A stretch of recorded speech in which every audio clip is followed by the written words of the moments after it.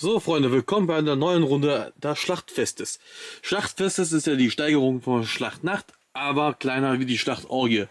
Die Schlachtorgie war letztes Mal ein bisschen sehr anstrengend. Ihr habt zwar 1,5 Stunden Videomaterial gehabt zum Gucken, aber für mich war das über 3 Stunden Arbeit plus die ganzen Teile noch online setzen. Das hat mich echt ziemlich geschlaucht und deswegen mache ich nur Schlachtfeste.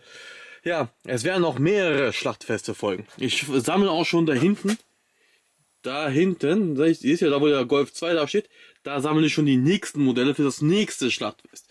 Also das ist auch schon wieder fast voll. Ich glaube, da fehlen nur noch 2, 3 Modelle. Dann ist das nächste Schlachtfest auch wieder voll. So, wir fangen mal an. Die heutigen Kandidaten. Ferrari 550 Maranello von Burago. Ein VW Phaeton von Autoart. Ein Käfer, 1 Millionste Käfer von Burago. Ein Chevy Impala von Yada Toys. Ein Porsche ein Volks-Porsche, was ist das hier? 914er, ne? Irgendwie sowas. 914er von Revell. Ein Ferrari 250 GTO von Burago. Ein VW Scirocco von Revell. Wenn ihr euch fragt, wieso kriegt er kein eigenes Video? Ich habe schon ein eigenes Video von dem gemacht. Schaut in meinen alten Videos nach. Ein Dodge Little Red Truck von Ertel. Der ist leider in sehr, sehr, sehr schlechten Zustand. Sehr viel B-Ware wird da sein. Ein Mercedes W123er von Revell, ein Ford GT90 von Meister und ein Mercedes C63 AMG von Autokult. Ja, was der eigentlich hat, keine Ahnung, aber naja, er ist dran. So, das sind die heutigen Kandidaten, die werden heute weggeschlachtet im Schnelldurchlauf. Klar, wieso wird dieser hier Little Red Truck, wo die Hälfte schon fehlt, wird das natürlich schnell gehen. Der hier, wenn ihr euch denkt, oh, der hat eigentlich auch ein eigenes Video verdient, aber ihr werdet sehen, er ist schon sehr stark beschädigt und die Ausbeute wird für mich sehr gering ausfallen und sehr viel B-Ware. Ja, okay, so ein Ferrari 250 GTO habe ich ja auch schon mehrere Videos gemacht, da habe ich ja diese Restaurationsvideos gemacht mit den geschlossenen Kiemen hinten. Der Lufteinlass, der hat offene Lufteinlässe und der ist eigentlich halt total im Eimer. Ein paar Teile von denen werden mein nächstes Projekt unterstützen. Ich brauche nämlich die ganzen Chromteile von dem. Die werden wahrscheinlich für mein nächstes geschlossenes Lufteinlassmodell dafür verwendet werden, weil der hat nämlich sehr schlechten Chrom gehabt. Ja, der Käfer, der hat auch ein eigenes Video schon mal gehabt. Einer meiner ersten Videos war das. Schaut mal rein. Unter den ganz alten Videos, da seht ihr auch den VW Käfer. So, ja gut, den Rest, da fehlt auch schon fast alles. Da lohnt sich kein eigenes Video. Der VW Phaeton hat auch schon sein eigenes Video bekommen. Ja, egal. Guckt, staunt und stellt Fragen. Bis dann.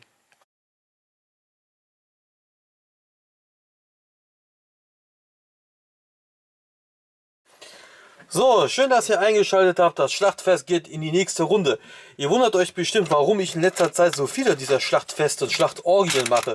Das hat nämlich den Grund, ich muss ganz dringend Bestand abbauen. Ne? Mein Schrottplatz hinten ist voll und es kommt ja jeden Tag kommen neue Schrottautos hier an.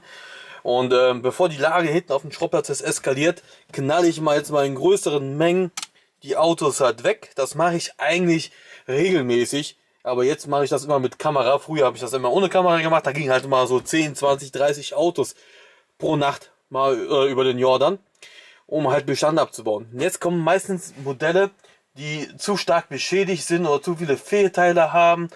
Oder auch, ich habe schon so viele Videos davon gemacht, dass sich das nicht lohnt, dafür jetzt nochmal ein Video zu machen. Unter anderem wie der Käfer hier, von dem habe ich auch ein eigenständiges Video. Und müsst ihr mal gucken, das ist einer meiner ersten Videos sogar, glaube ich, mal gewesen. Das ist der 1 Millionste Käfer von Burago, aber das habt ihr ja sicherlich ja schon gelesen in der Überschrift. So. Motorhaube, Kofferraumdeckel, Türen gehen alle auf. Er kam jetzt hier auf den Schrott, weil ein Rad hinten abgebrochen ist, ein Scheinwerfer fehlt, die Stoßstange hinten ist auch kaputt. So, kommt weg. Und jetzt gehen wir mal ein bisschen Vollgas mit dem Zerlegen.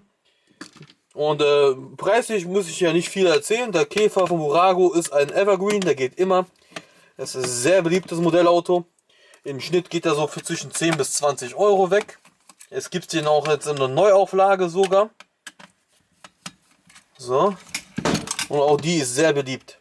Aber beliebt ist der eigentlich nur, weil er günstig ist und eigentlich ganz cool. Wobei, ich persönlich finde ich den ein bisschen zu groß geraten. Ich habe jetzt hier noch einen anderen VW. Käfer. Nämlich einen von Revell. Und der wirkt deutlich kleiner. Ne? Der von Burago ist deutlich größer. Obwohl gleicher Maßstab. So.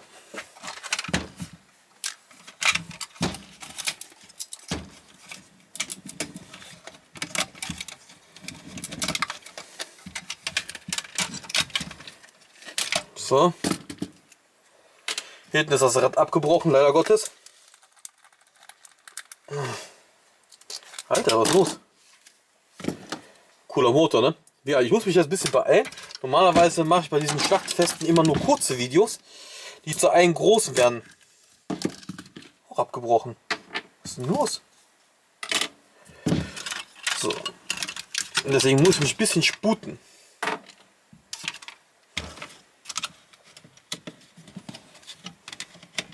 Schließlich warten noch weitere 10 Modellautos auf ihre Zerlegung.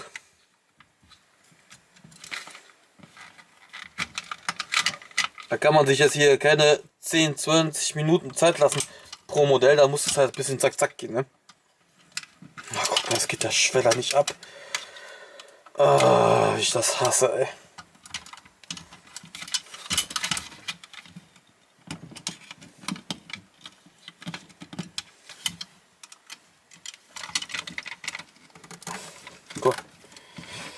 Komm, ich habe keine Zeit hier.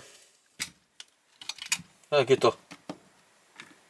Aber leider ist kaputt. Ja, weg damit.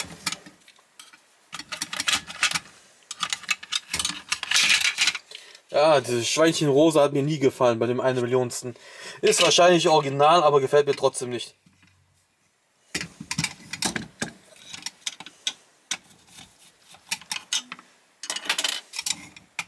Tut mir leid, wenn ich das nicht hier so alles ausführlich zeige. Aber wie gesagt, das muss jetzt hier ein bisschen zack zack gehen. Sonst wird das hier eine schlaflose Nacht für mich werden. Ist hier sowieso, aber... Aber gut, hier jetzt beim Burago, ne? Was soll ich denn da euch großartig noch zeigen? Ui, alles auf einen Schlag. Das Armaturenbrett und Tank ist alles ein Teil. Das ist geil. Das hat Burago richtig cool gemacht. Und auch alles schön auslackiert, Lenkrad, boah, alles richtig schön gemacht. Also man muss Burago aber zugeben, nicht alle Modelle sind scheiße von Burago, ne? Einige sind echt gut, so wie der Käfer hier. Wobei die Proportionen natürlich jetzt nicht so der Burner sind. Aber ansonsten cooles Modell. Oh, wir sind auch schon fast fertig.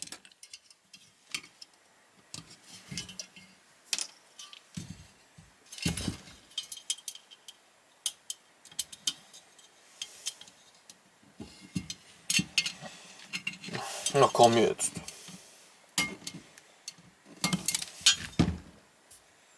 Mein Gott, fliegt das wirklich auch noch vorweg. So.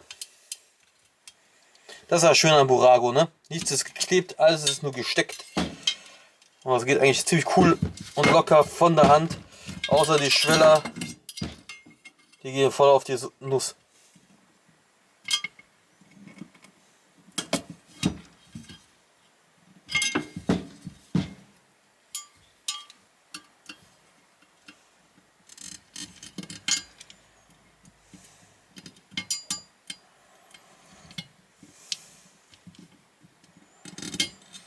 Ja komm jetzt Schweller, guck mal, und zack, der nächste Schweller zickt auch rum, ne? Manchmal kriege ich die ohne Probleme ab. Und manchmal machen die Probleme.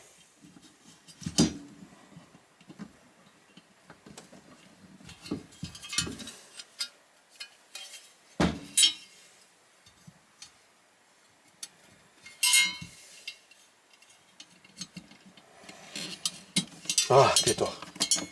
So, das war Modell Nummer 1. Der Käfer ist erfolgreich zerlegt. Der geht nicht in die Schrottpresse. Die Teile gehen alle online. Auch die Rohkarosse, die wird wahrscheinlich als erstes weg sein. Weil der Käfer von Burago ist auch sehr gerne ein Bastlerobjekt. Ne? Da wird getuned, wird umgebaut, wird ein Schweinfund draus gemacht. Also da wird viel gebastelt an dem. So, gleich geht's weiter.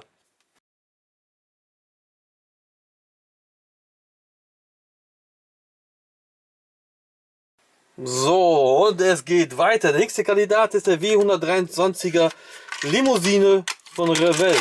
Der ist schon zum größten Teil hier zerlegt.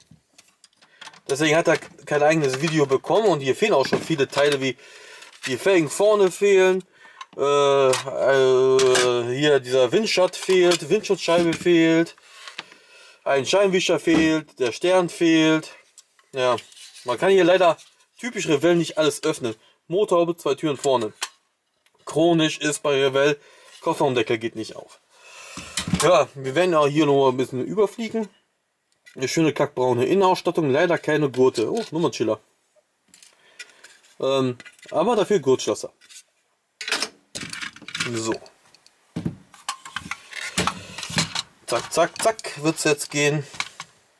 Weil das Modell halt ja schon fast komplett zerlegt ist, wird das jetzt hier hoffentlich mal kein langes Video werden, so wie die anderen. Wobei der Käfer eigentlich gerade eben ja auch nicht wirklich lang war. 6 Minuten. Eigentlich immer noch zu lang. Normalerweise muss es schneller gehen.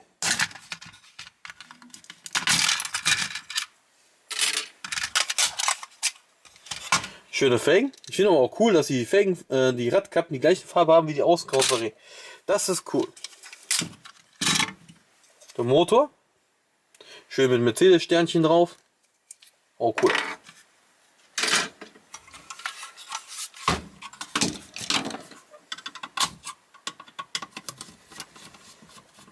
Schöne kackbraune Innenausstattung. Gefällt dir richtig gut. Lenkrad fehlt auch, sehe ich gerade. Ja, Lenkrad fehlt auch. Schönes Armaturenbrett. Meine Eltern hatten früher mal 2 Stück davon gehabt. Einen grünen Benziner und einen weißen Diesel.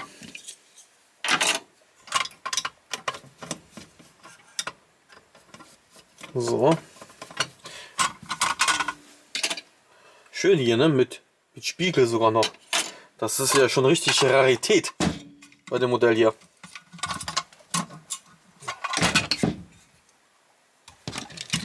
Was muss ich?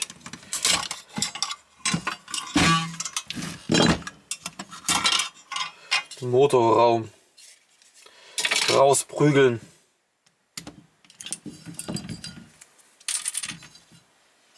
Ich sehe gerade, da sind ja gar nicht seine Nummernschilder. 220er SE. Toll. Habe ich schon gefreut. So.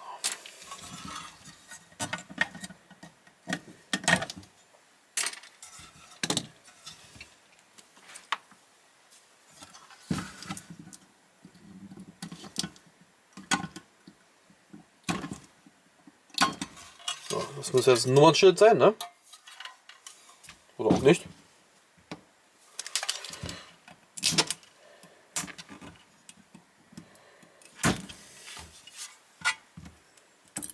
So, die Rücklichter. Teile für diesen Mercedes sind sehr beliebt. Also wird auch wahrscheinlich nicht lange dauern, bis hier nahezu wieder alles ausverkauft ist. Ich zerlege den hier, weil der letzte Modell, was ich zerlegt habe, ich glaube davon gibt es auch noch ein Video, der ist schon wieder fast ausverkauft. 423er ist einer der beliebtesten Teileträger hier bei mir. Also generell Mercedes. Die alten Mercedes aus den 70er, 80er Jahren, die sind sehr beliebt. Komischerweise sind die echt aus den 70er, 80er Jahren, die gehen ab, ne? 220 SE, S-Klasse und so alles. Alles 560er, 450er, alle beliebt. Alle. Also ich verkaufe sehr viele Mercedes-Teile.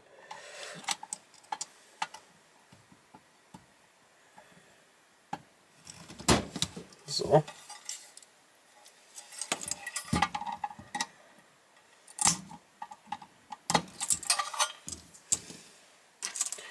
Cool, wir sind auch schon fertig jetzt. Noch der Scheibenwischer, die Heckscheibe, der letzte Türgriff hier, der nicht raus wollte.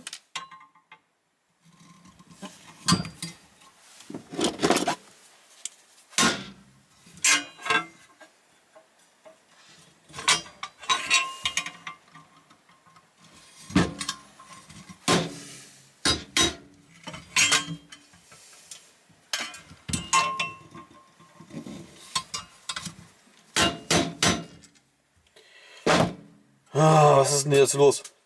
Na toll, jetzt fliegt er mir noch das Scheiß. Ach Gott sei Dank. Normalerweise, wenn es auch bei mir auf dem Boden hinfliegt, dann verschwindet das in einer anderen Dimension und ich will es nie wieder. Schon wieder 5 Minuten. So.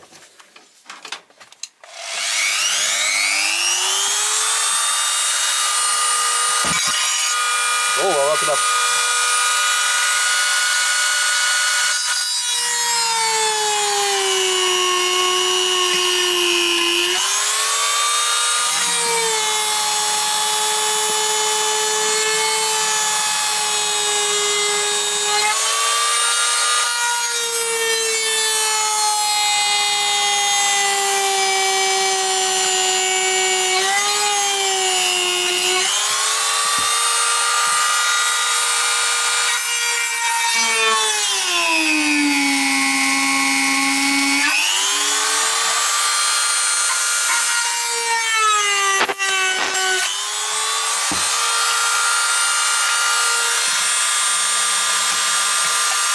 Das war's.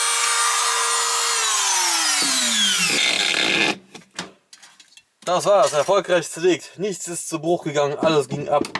Gott sei Dank. Auch wenn eine Türgriff ein bisschen rumgeschwackt hat. 23er, schönes Modell. wertsteigend. Ne? Und, aber es kommt ja richtig viel auf den Markt momentan. Norev bringt ja viel raus. KK hat was rausgebracht. Ach, keine Ahnung, da kommt auf jeden Fall noch reichlich auf den Markt. Da müssen wir uns mal keine Sorgen machen. iScala hat ja den auch auf den Markt gebracht. Also, und Otto auch. Oh, vom 123er werden wir jetzt in den nächsten Jahren wahrscheinlich gut versorgt sein. So, ich gehe zügig weiter.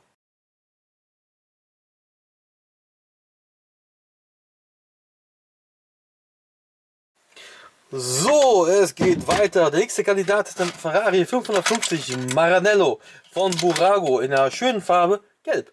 Ich muss ehrlich zugeben, mir gefällt er. In Gelb gefällt er mir richtig gut. Er sieht echt schön aus. Echt ein schönes Auto. Man kann alles öffnen, Kofferraumdeckel, Türen, Motorhaube, alles geht auf. Er kam jetzt hier auf den Schrott, weil Unterboden beschädigt und Felgen fehlen. Innenausstattung ist bearbeitet worden und der Spiegel ist abgebrochen. Ja, wichtig bei diesem Modell sind immer die Karosserieteile, also beim Verkauf. Weil meistens brechen halt die Spiegel halt ab und die Leute wollen dann halt 1:1 tauschen. Und da die Spiegel meistens in einen Guss mit der restlichen Türe ist, muss man nämlich immer die komplette Türe austauschen. So. Jetzt zerlegen wir den auch. Preislich liegt dieses Modellauto im unteren Preissegment, wobei der gelbe ein Ticken seltener ist wie der rote. Dann gibt es den ja noch in Grau und in Blau. So, der Unterboden ist ja defekt.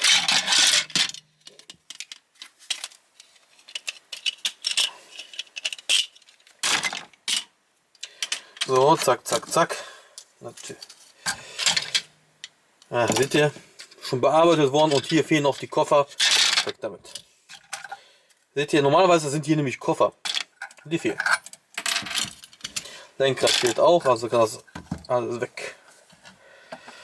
So, ja, hier kann ich gut aussortieren, sage ich jetzt mal, weil ich habe eigentlich noch genug Teile.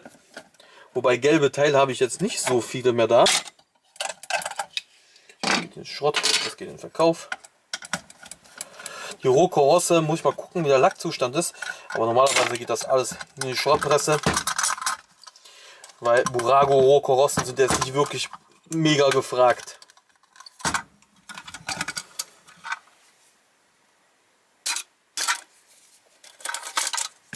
Aber cool ist, dass Burago, wie heißt das hier nochmal, Dings reingemacht hat. Motorhaubenverkleidung, ne? Geil, oder? Hier ist ein Lackschaden. Das ist blöd. Mit Lackschaden kauft das keiner. Ja, schade.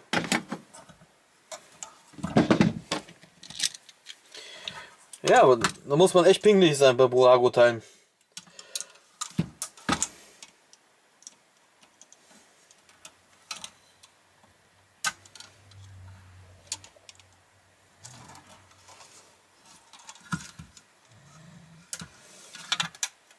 Oh, sprang mir das Ding entgegen. Ich sehe auch gedacht, der Kühlergrill fehlt auch. Hier fehlt ja schon voll viel, ey. Scheinbar wurde der schon mal als Teilespender benutzt. und nicht von mir.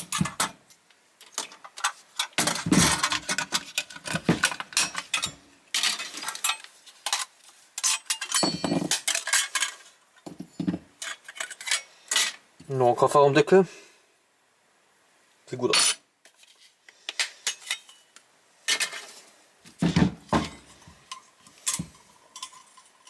Die Embleme fehlen nämlich auch schon. So, da sind wir auch schon durch. Die Rohkarosse selber sieht eigentlich noch soweit ganz gut aus.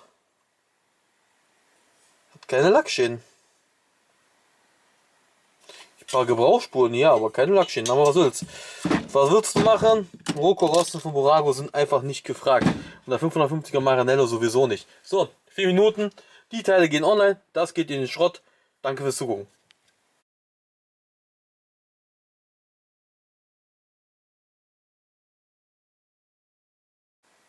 So, schön, dass ihr immer noch dran seid. Hier haben wir den nächsten Kandidaten, der Ford GT90 vom Meister. Einer meiner Lieblingsautos damals gewesen, aus den 90er Jahren. Boah, ich fand den voll geil. Den gab es ja auch noch damals bei Need for Speed zum Spielen. Und oh, ich habe den nur den gefahren immer. Ob der gut oder schlecht war, war egal. Ich musste den Ford GT90 fahren. Das war einer meiner Lieblingsmodellautos und Autos generell. Cool war ja auch, dass die Auspuffanlage damals mit Space Shuttle Keramik versehen wurde, weil der Auspuff so heiß wurde, dass alles andere drumherum geschmolzen ist. Er kam jetzt hier auf den Schrott, weil der Vorbesitzer den tiefer gelegt hat und hier leider alles vermurkst hat. Leider Gottes. Teile sind beliebt: Felgen, Spiegel, Scheibe und Motorhaube. Das sind so die beliebtesten Teile. Der Rest ist so lala. Ja, Rücklichter gehen eigentlich auch noch ganz gut weg. Den gibt es auch noch in Schwarz. Sieht auch cool aus.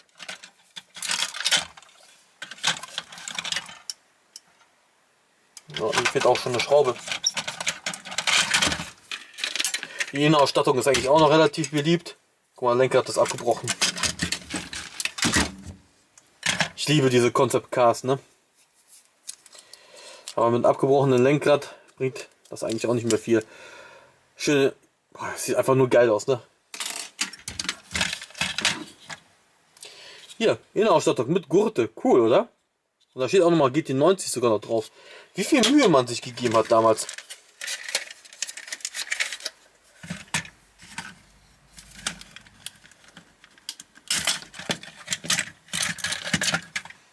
So. Recht damit.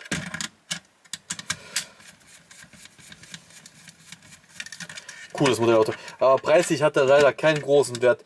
Selbst original verpackte Modelle gehen so für 10 bis 20 Euro weg. Der schwarze geht so bis 30 Euro weg.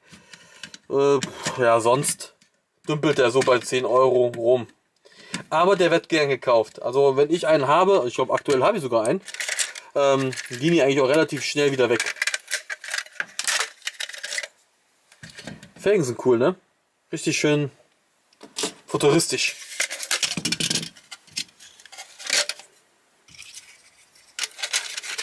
Habe ich noch genug auf Lager.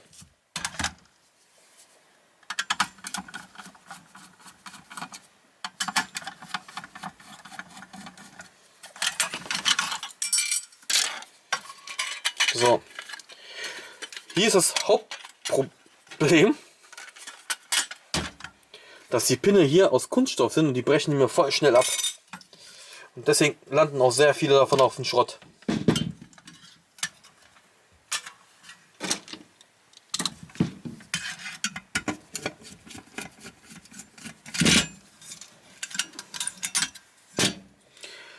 Schön mit dem Vorzeichen hier, ne?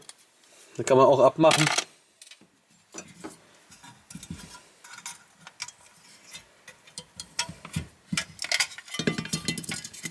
So.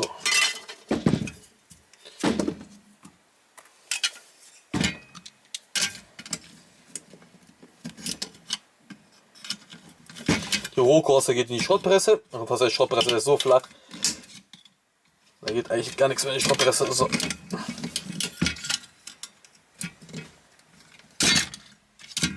So.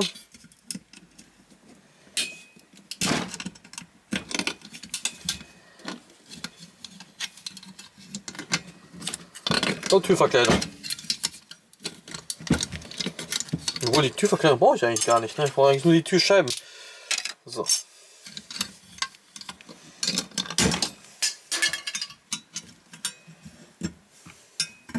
Spiegel sind ganz wichtig.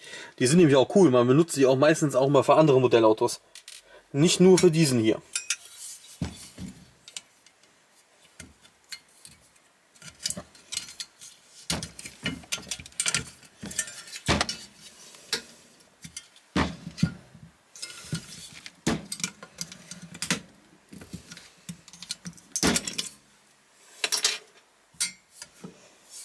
So, guck mal, wir sind auch schon fast fertig.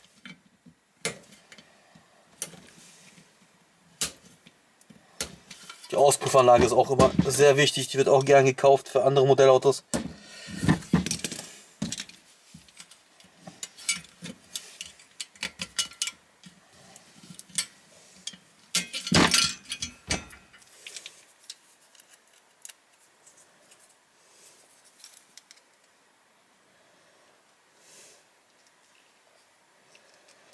Ach komm schon. Ich will das Ford-Emblem haben. So.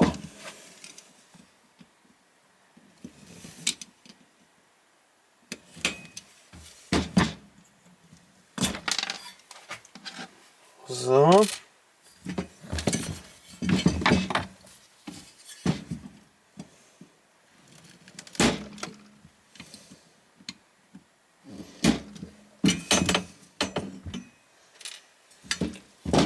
Wir sind auch schon so gut wie fertig. Jetzt noch die Scheinwerfer ab.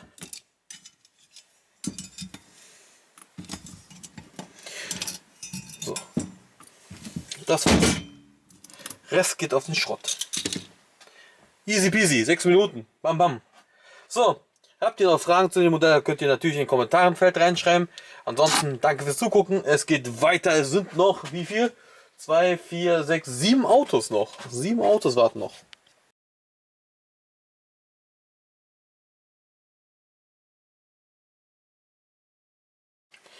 So, es geht weiter. Der nächste Kandidat ist auf VW Phaeton von AutoArt.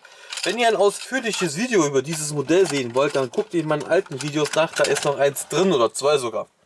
So, der kam jetzt hier drin zum Verschrotten, weil halt schon Teile fehlen wie Windschutzscheibe, Spiegel, was noch? Irgendwas war noch mit dem. Ja, Achsaufhängung ist bestimmt auch Schrott. Motorhaube löst sich auch schon ab. So, zack, zack. Ich muss mich ein bisschen beeilen, ey. Ich lasse mir wieder zu viel Zeit. Auspuffanlage sieht auch super aus. Lenkstange ist defekt. Aha, okay, aber die Felgen sind noch alle dran. Und drehen auch noch. Sehr gut. Ja, der diente schon als Teilespender. Ich glaube, das war ich sogar. Ich habe da hier schon ein paar Teile ausgebaut. Ach. Guck mal, ich wollte da schon mit Gewalt rangehen. Dabei ist der Motor verschraubt. So. Weg damit.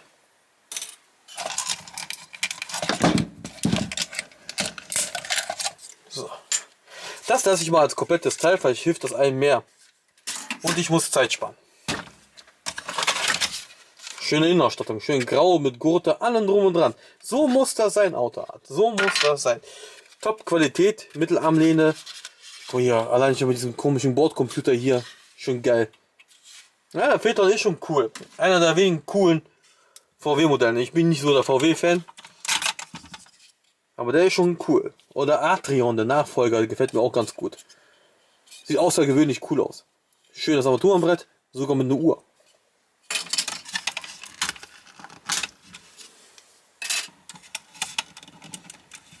So. Jetzt muss ich aufpassen. Vorhin bei dem AutoArt Maybach, die ich zerlegt habe, sind ja viele Teile zu Bruch gegangen, besonders bei der Stoßstange. Das kann hier aber auch passieren. Guck mal, wo kommt der denn her? Aber hier kann man die Stoßstange nämlich abschrauben. Den von AutoArt leider nicht. Der ist einfach nur verklebt. Und der VW Phaeton von AutoArt ist auch einer der ersten AutoArt Modelle, die auf den Markt gekommen sind. Also schon ein ziemlich altes Modellauto. So.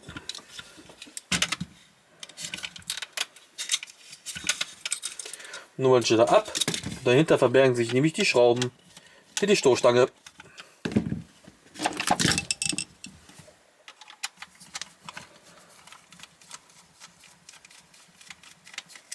So. Ihr fragt euch bestimmt, warum ich den hier eigentlich zerlege. Ja, weil ich einfach zu viel davon habe. Ich habe noch 2 Stück da hinten. Weil die meisten, die kommen ja nämlich auf den Schrott, weil Windschutzscheibe kaputt ist. So wie bei dem hier. Obwohl, ich glaube, bei dem war die Windschutzscheibe gar nicht kaputt. Ich habe die verkauft.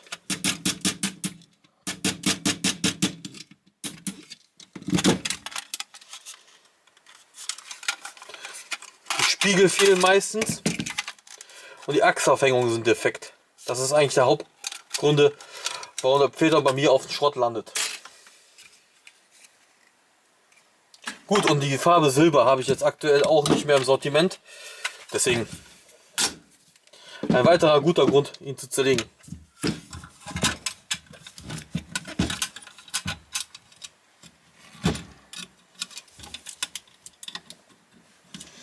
Ich glaube, den letzten, den ich zerlegt habe, war grün Metallic. Den gibt es ja in sehr vielen Farben. Grün, Blau, Anthrazit. Obwohl Anthrazit habe ich, glaube ich, zerlegt. Ich weiß es nicht mehr. Schon so viele Modellautos zerlegt, ey.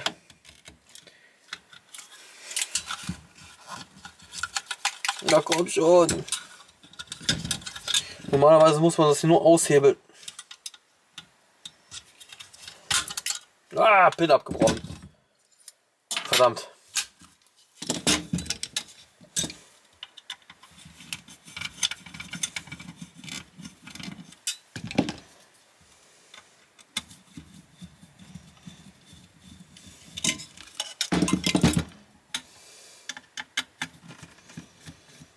So, guck mal, zack, sind wir schon fast fertig.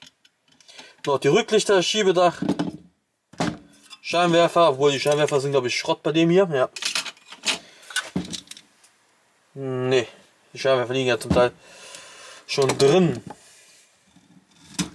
Nur noch die Inlets. Oh.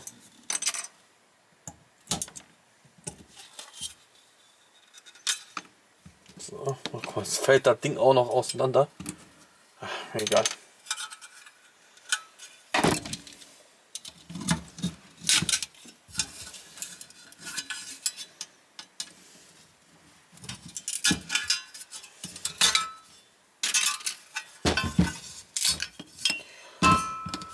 Schlag, Schlag, Schlag.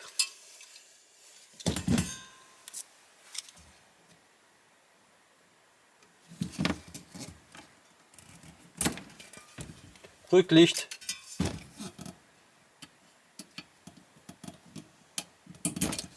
So, andere Rücklicht. So, wer ein ausführliches Video von dem sehen will, muss in den alten Videos von mir mal reingucken. Da gibt es noch ein Video von dem guten alten Phaeton. Da wird alles ausführlich erzählt, erklärt und gezeigt. Auch über Wert und hier und da. Ne? Hier geht das jetzt so zack, zack, zack. Viele Teile konnte ich retten, das ist nicht schlecht. Die Rohkarosse geht, glaube ich, auch noch in den Verkauf. Ansonsten warten noch 2, 4, 6 Autos noch. Ja, so, zügig geht's weiter. Ciao, Freunde.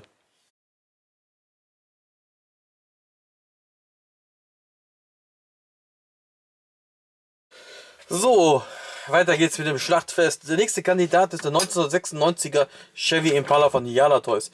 Der wurde schon ein bisschen erleichtert von den Teilen, wie zum Beispiel die Scheinwerfer, Spiegel, Felgen. Ja, und der Rest wird jetzt verwertet.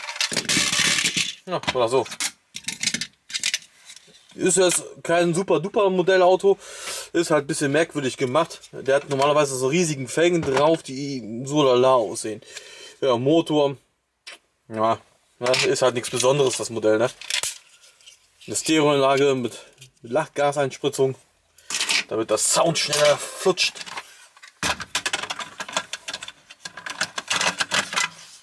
Eine verstaubte Innenausstattung. So, momentan ist es hier mit dem Staub, ey. Boah, kommt da raus. Puh. Ich habe jetzt noch ein Peugeot reinbekommen. Peugeot 908 von Morev. Alter, der hat mehr Staub als Farbe. So. Schöne Innenausstattung. Man sieht hier zwar die Gurtschlösser, keine Gurte. Der hat TFTs in den Kopfstützen und in der Mittelkonsole. Eine Stereoanlage. Ja, dann hat der noch so ein SS-Zeichen. Nicht SS von den Nazis, sondern SS vom Chevy. An sich gar nicht so verkehrt, ne? Für so ein relativ günstiges Modellauto. So im Schnitt kostet der so zwischen 30 und 80 Euro. Je nachdem wie ihr Glück habt, ne? Könnt ihr natürlich Glück haben, ihr kriegt das Ding für 20, 30 Euro. Kann nämlich vorkommen. Habe ich mich auch schon mal geschafft. In Schwarz habe ich den schon bekommen. Für kleines Geld. Und es ist möglich. So. Zack, zack, zack. 80 Euro würde ich jetzt nicht unbedingt dafür zahlen wollen. Weil so toll ist der jetzt auch wieder nicht. Auch Staub. Oh, keine TFTs hier drauf. Guck mal, das ist ein Lenkrad.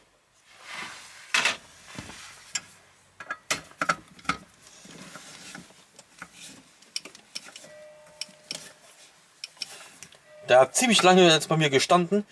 Und jetzt, über das Schlachtfest, ist er endlich mal dran gekommen. So, der steht bestimmt schon über 2 Jahre bei mir rum.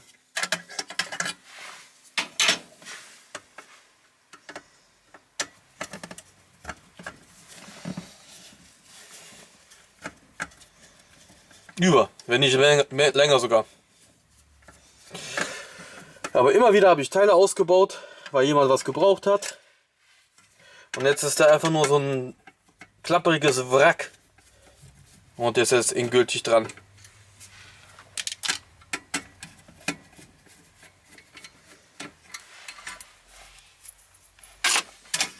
So.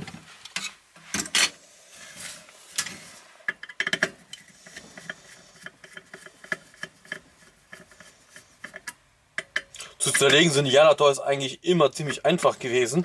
Kompliziert waren sie nie. Nur das Doofe ist, man muss immer dremeln. Das macht nicht so viel Spaß.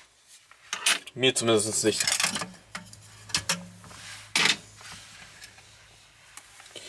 Jo.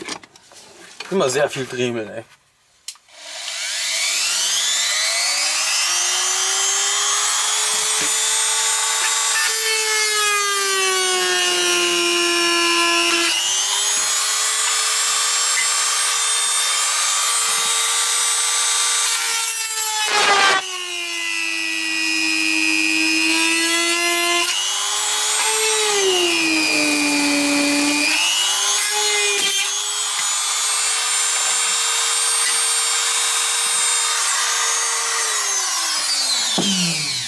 So. Die kann man, glaube ich, aushebeln. Jawohl. Weil die sind nur verklebt. Die sehen aus, als wären die genietet, sind aber nur verklebt.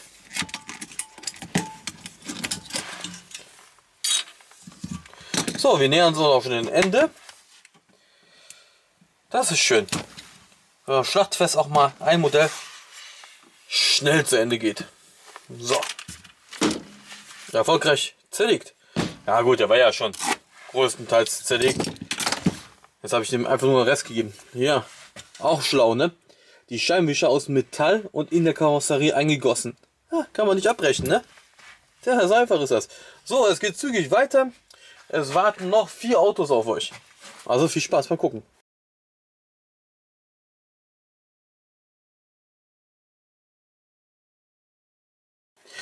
So, das wird ein kurzes, schnelles Video, weil der schon fast komplett zerlegt und in einem sehr erbärmlichen Zustand dazu.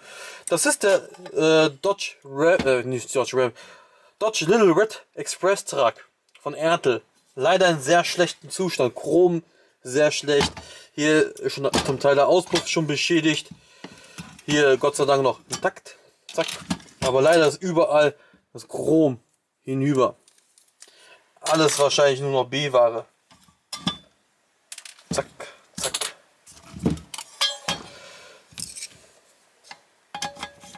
Deswegen gibt es hier leider nicht mehr viel zu zeigen und vermutlich auch ein sehr kurzes Video. So.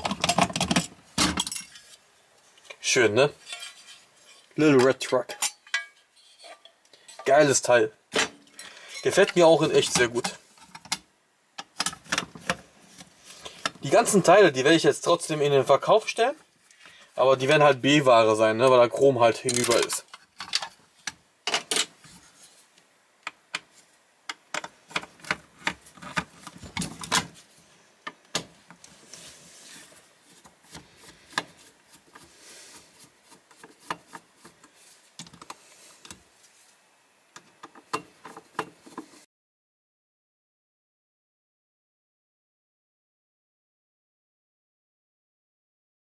So, es geht weiter mit dem Schlachtfest. Unser nächster Kandidat ist der Porsche 914 von Revell. Leider in einem sehr erbärmlichen Zustand. Fast alles ist defekt. Kofferraumdeckel hinten ist defekt. Scheinwerfergläser sind abgebrochen. Scheinwischer fehlt. Spiegel fehlen. Also das Ding ist wirklich am Ende. Der kam jetzt über die Abwrackprämie zu mir. Und jetzt gebe ich ihm halt quasi den Gnadenstoß. Oh Gott, Stück auf. Hier ist noch eine Klappe. Auch noch schwarz angemalt. Mann, Mann, Mann.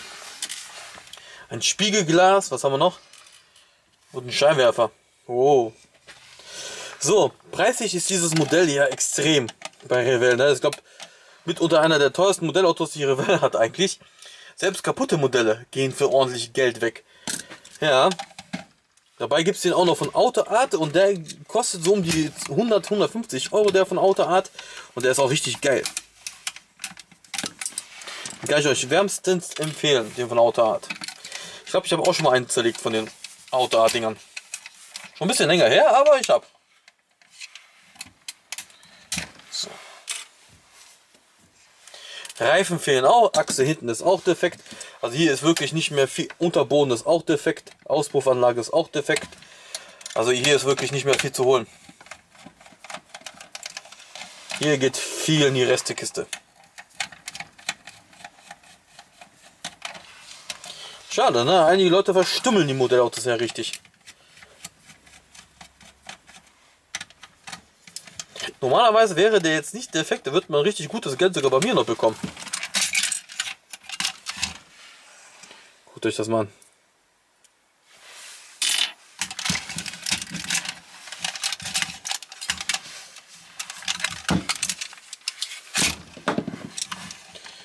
Scheinbar ist hier noch hinten auch noch eine Schraube versteckt.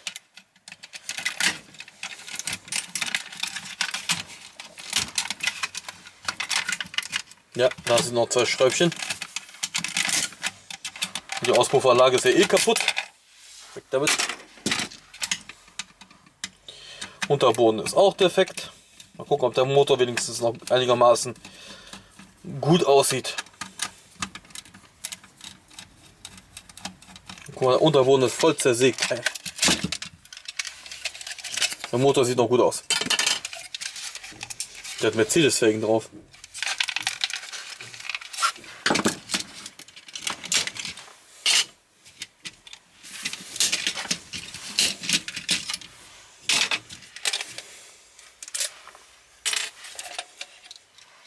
Was hat man dir nur angetan?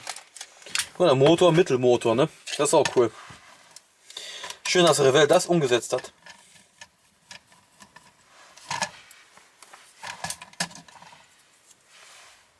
Diffuser auch bearbeitet. Mein Gott.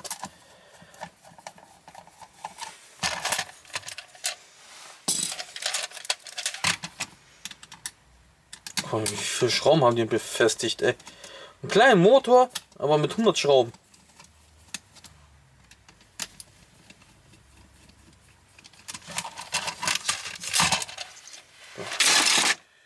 Ja, richtiger Motorblock, cool, ne? Und auch richtig gut getroffen.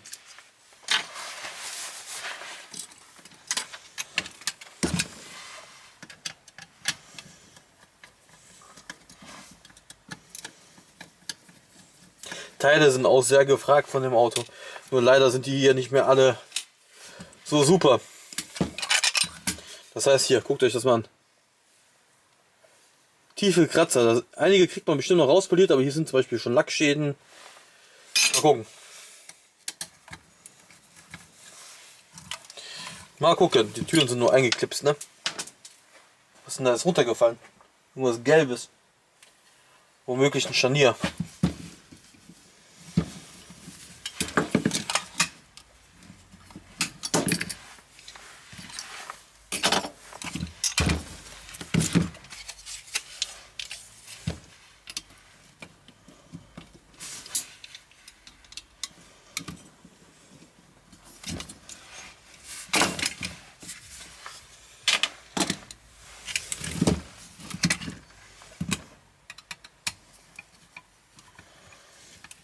Na komm schon. Ich will fertig werden. 2 Karossen warten noch. 2, ne? Ja, 2.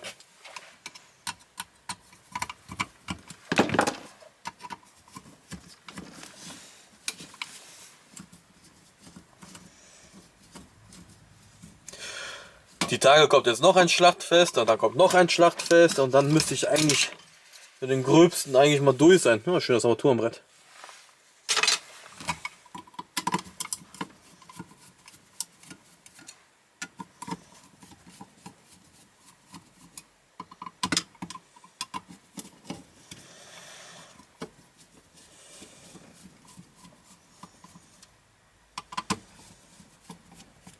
Komm schon.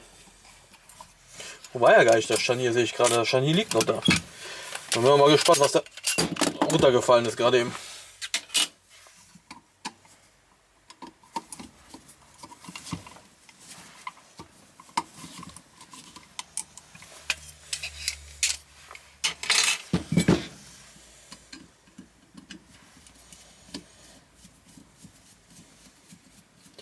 Boah, wie viele Schrauben das Mistding hat, ey. Also eine Restauration dieses Modells lohnt sich definitiv. Die gehen ja für deutlich über 50, 60, 80 Euro weg. 100 eher schwer, wenn überhaupt original verpackt. Ah, guck mal, sogar die Rücklichter sind versaut, ey. Boah. Jetzt ist die Blinker noch heil gelassen.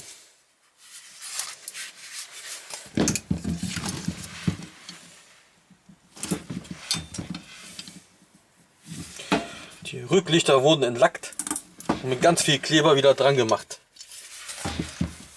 Oh, hat sich ein bisschen gerämt. Ja, ganz viel Kleber. Oh, ich liebe das, ey. Ja. Seht ihr das? Auch noch sehr schlecht entlackt.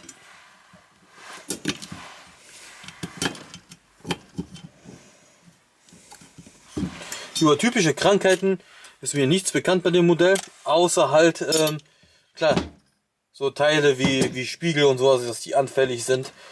Scheibe, Windschutzscheibe, die sind auch sehr anfällig, dass sie abbrechen oder Risse bekommen. Das ist auch nicht ganz so selten bei dem Modell. Aber sonst ist mir nichts bekannt. Der hat also keine Zinkpest, so viel ich weiß. Ist mir noch keiner mit Zinkpest untergekommen.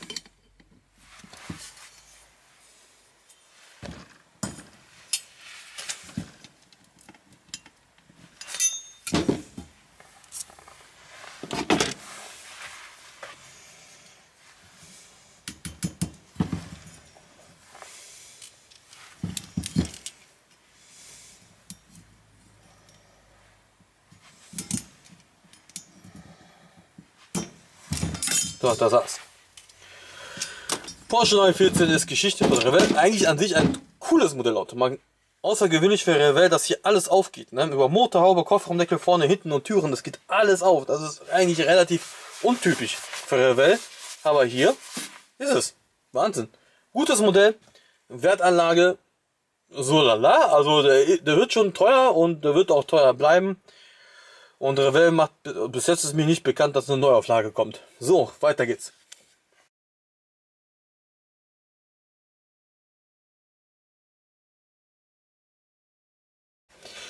So, es geht weiter. Der nächste Kandidat ist der Mercedes C63 AMG. Moment, ich muss selber mal nachlesen. Gary Puffett, Saison 2016, Hersteller Autokult. Warum der hier eigentlich gelandet ist, habe ich keine Ahnung. Der soll verschrottet werden, das weiß ich. Wahrscheinlich hat er Decoy-Fehler oder irgendwie sowas.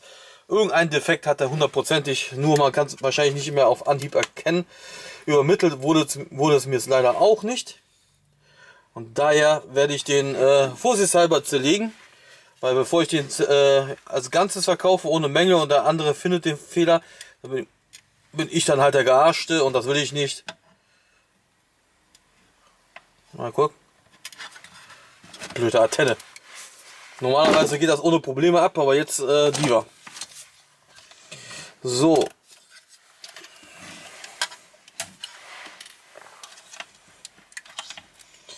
Und einer hat die Rohkorosse gekauft. Und deswegen muss er jetzt auch zerlegt werden.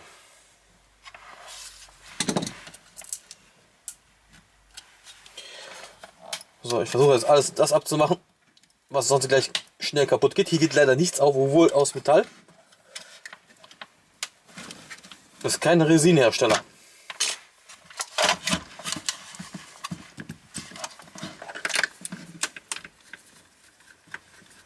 So. Schönes Modell. Also die Lackierung, dieses blau matt, das sieht echt geil aus. Mal was anderes. Einige dieser Autokult-Modelle, wie dieser C63, die sind jetzt auch bei mir zum offenen Schrott gekommen. Die sind eigentlich gar nicht defekt, also so wie ich das festgestellt habe, sondern waren einfach nur Ladenhüter. Haben die Händler nicht verkauft bekommen, können das Modell nicht mehr sehen und schicken mir den zum Verschrotten dann. Ja, passiert doch vor. Ist auch nicht so selten, dass es das vorkommt. Guck mal, hier hat Gewichte drin. Das sind Gewichte, damit danach was wiegt. Wahnsinn, oder?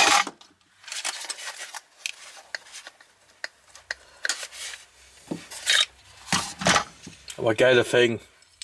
Ich finde das auch geil, wenn die Reifenhersteller draufstehen, wie jetzt hier Hankook. Cool, ne? Ja, das ist schön, das ist schön.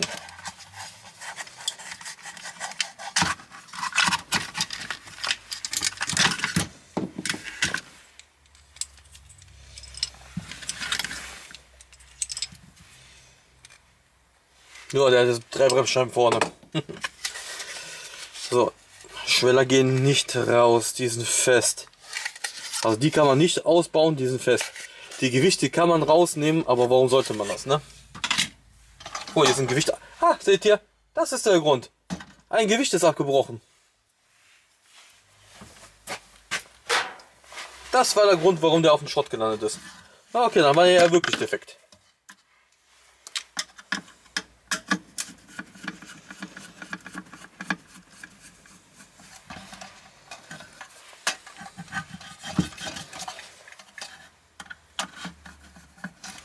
So. Also die Rohkarosse wird auf jeden Fall weiterleben, weil die hier verkauft ist. Ich vermute mal ganz stark, derjenige schneidet sich bestimmt die Verbreiterungen raus. Und baut die auf einem normalen Auto auf. Das kann ich mir sehr gut vorstellen, das kommt nämlich auch sehr oft vor.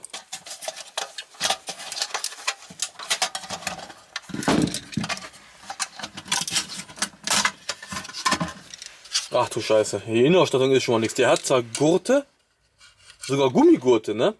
Aber alles komplett in schwarz. Nichts farbig abgesetzt. Nix, gar nichts. Alles schwarz. Wenn man da eine schwarze Schraube verliert im Auto, Mann, da hat man verloren.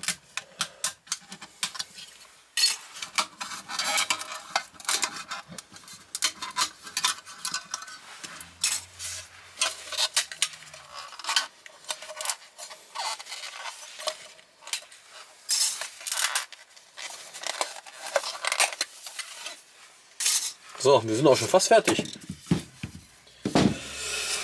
Ja. Ich habe auch einmal dieses Modell schon mal zerlegt, in einer anderen Farbe. Müsst ihr in den alten Videos nachgucken, da ist es auch irgendwo drin. Schaut euch mal auch meine alten Videos an, ne? Das sind ein paar hundert Stück inzwischen. Ich glaube knapp 1000 Videos habe ich inzwischen. Also vom Zerlegen nur, ne?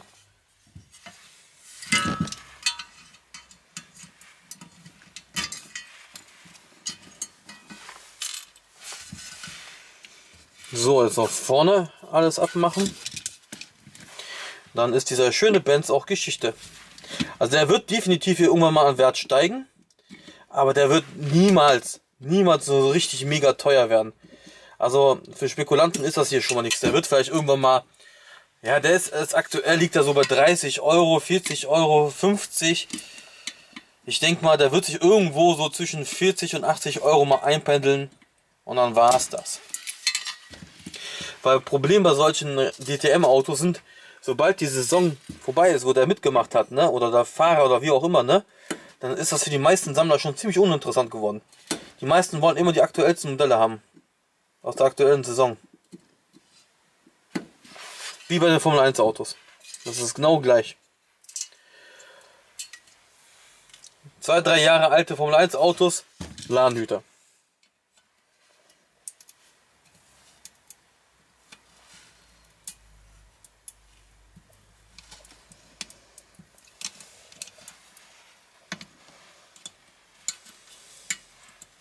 Komm raus, du Stern.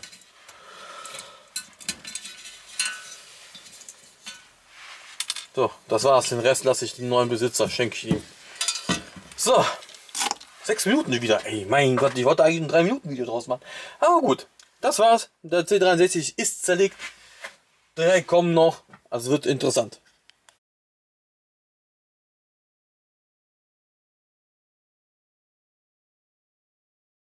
So, jetzt geht's aber rucki zucki.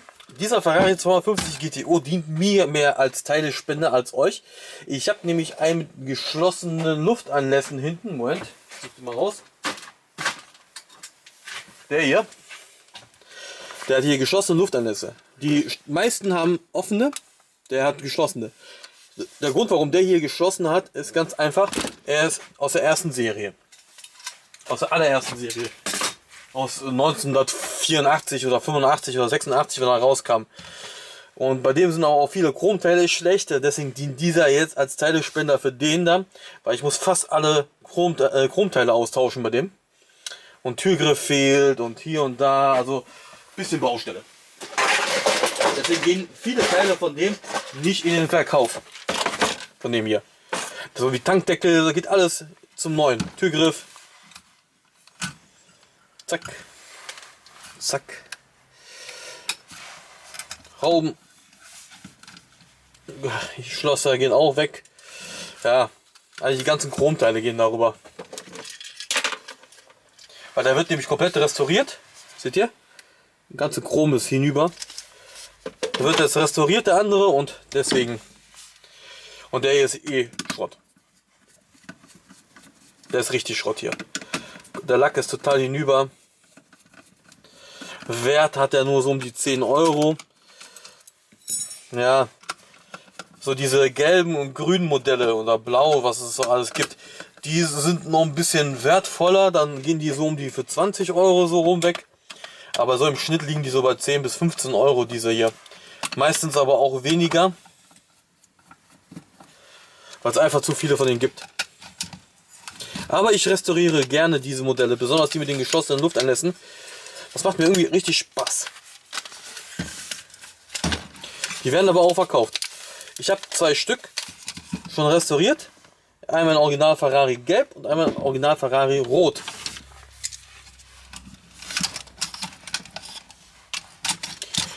Der kriegt auch einen Original Ferrari Lack. Was ist los hier? Ach, da ist eine Schraube noch fest.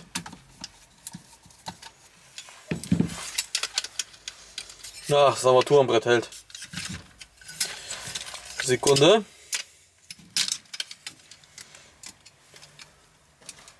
Das Armaturenbrett hält an den Haumverschlüssen.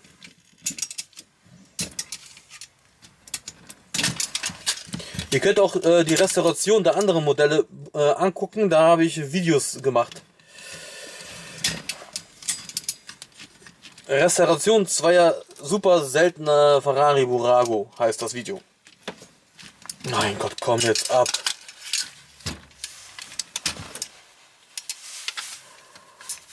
Alter, wie willst du dich da so festzecken? So, die Scheiben werden definitiv gebraucht. Chromrahmen will ich auch brauchen und Tankdeckel brauche ich. Der Rest geht in den Verkauf. Der Rest ist ja auch nicht mehr viel übrig. Und Scheinwerfer brauche ich auch noch. Eigentlich brauche ich, ich behalte erstmal alle Teile. Da werden bestimmt noch viele kaputt gehen noch.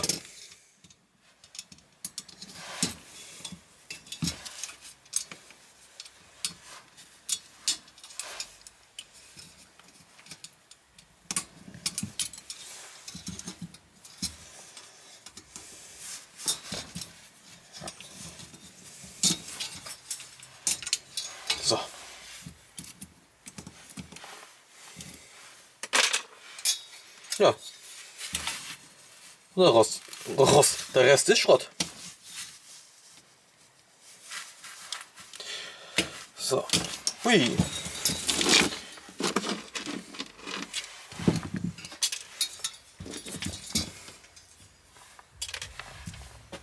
Wo ist das andere Rücklicht? Ach, da. Das war's auch schon. Das war's auch schon. Auch wieder 4,5 Minuten, ne? Mann. So, das setze ich hier wieder drauf. Das geht in die Schrottpresse. Und dann sind wir auch schon beim letzten Auto.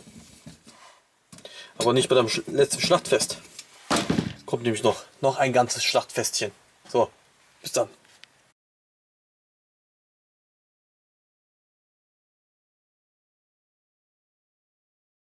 So, Freunde, es geht los. Letztes Modell für dieses Schlachtfest. Es ist der VW Scirocco 1 von Revell. Ein sehr schönes Modellauto. Hier geht alles auf. Türen vorne. Okay, Kofferraumdeckel und Motor. Aber das ist außergewöhnlich für Revell. Normalerweise machen die sowas nicht. Er kam jetzt hier auf den Schrott, weil ein Türgriff fehlt. Die Tür schließt nicht richtig. Die Tür schließt auch nicht mal richtig. Scheinwischer fehlen, Spiegel fehlen. Ja, das war's auch. Ne? Also ein paar Kratzer hat er auch noch. Aber sonst ist er eigentlich noch in Ordnung.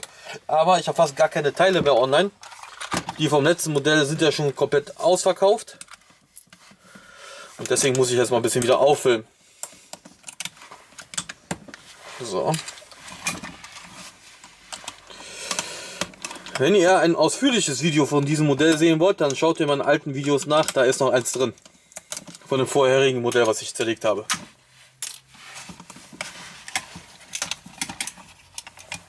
Toll, mir ist die Lippe abgebrochen jetzt, ey.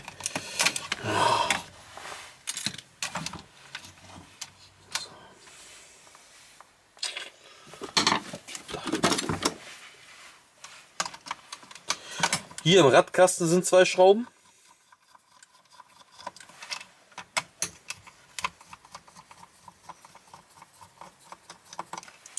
Hier sind 2 Schrauben. Aber die Felgen könnt ihr eigentlich normalerweise abziehen. Die gehen eigentlich ganz einfach ab.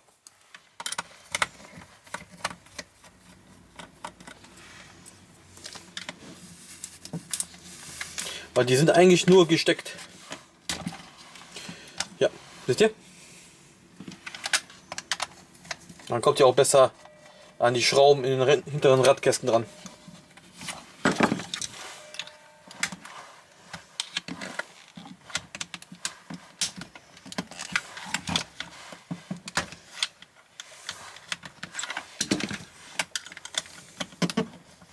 Eigentlich.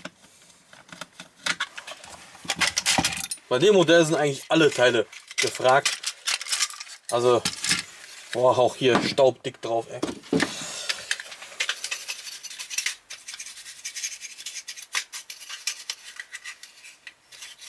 Und immer fehlen die Spiegel bei dem Modell, ne? Cool, ne? Ich liebe dieses Karo-Muster für den VWs. Gurte hat er leider keine.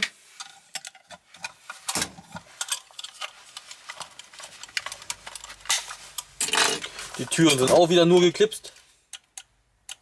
Ich glaube, der Türrahmen hier oben ist ein bisschen verzogen. Oh, der ist gebrochen. Ja, das erklärt, warum der nicht richtig schließt.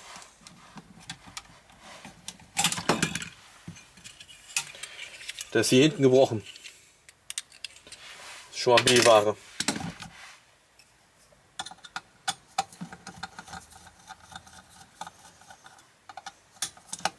Und wieder viele Schräubchen. Und der Dremel muss auch gleich wieder ran. Eigentlich müsste Revell von dem Scirocco hier auch eine Neuauflage wieder machen. Schon ewig mehr keine rausgekommen. Es gibt ja nur in Grün und in Silber. Und in Grün, Silber und Rot gibt es den.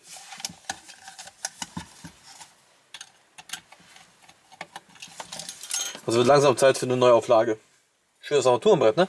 Weil hier hat sich Revell definitiv Mühe gegeben, man sieht es auch.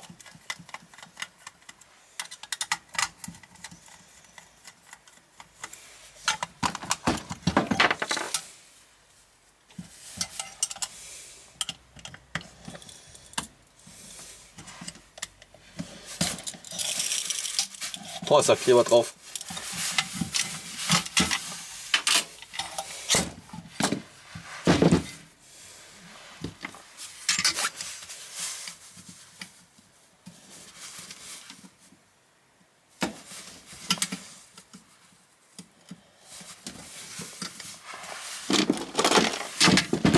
Ah, ist ja gut, ey. Ich brauche doch nur die Zange.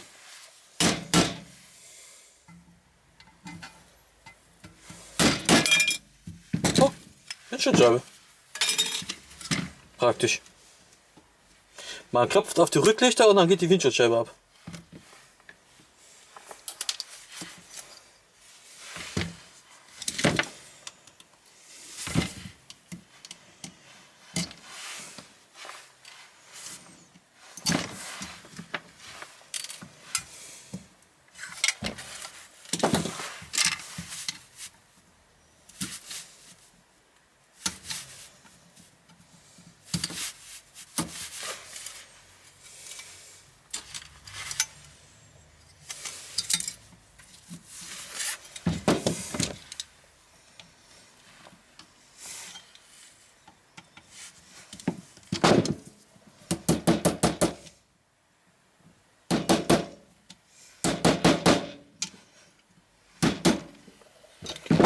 So, Blinker.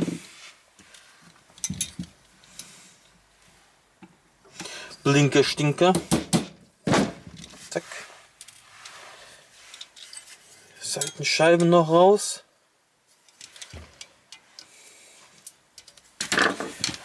Nur ein Schild natürlich.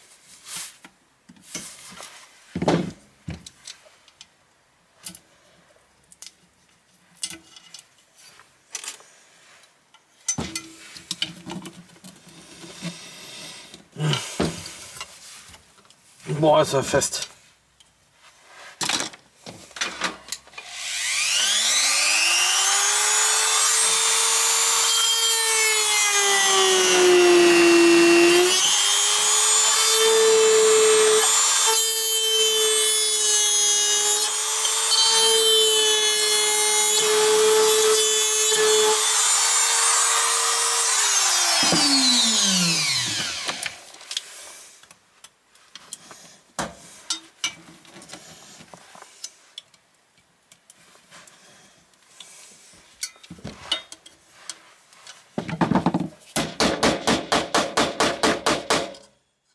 Guck mal, ey, was habe ich denn da gedremelt, ey?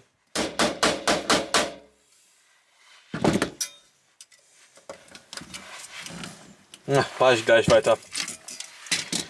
Sonst wird das hier noch ein Stundenvideo.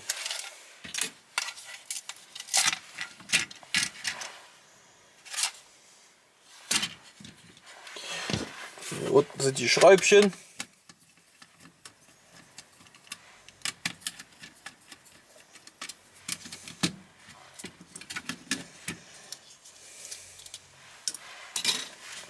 Hier nochmal die Schrauben für den Motor. Und dann sind wir auch schon fertig. Perfekt. Erfolgreich zerlegt. Bis auf die Seitenscheiben. Die muss ich mal gucken, wie ich die jetzt gleich rausbekomme. Aber cool ist auch dieser super kleine süße Motor. Der ist auch richtig gut geworden. Na, ich mach's schon. So, das war's. Das Schlachtfest ist vorbei. Das nächste steht auch schon an. Da sind auch schon 9 oder 10 Modelle schon da. Also es wird nicht langweilig auf diesem Channel. Bleibt mir treu, lasst ein Abo da, kommentiert, liked und wie auch immer. Danke fürs Zugucken und freut euch auf weitere tolle Videos. Bis dann.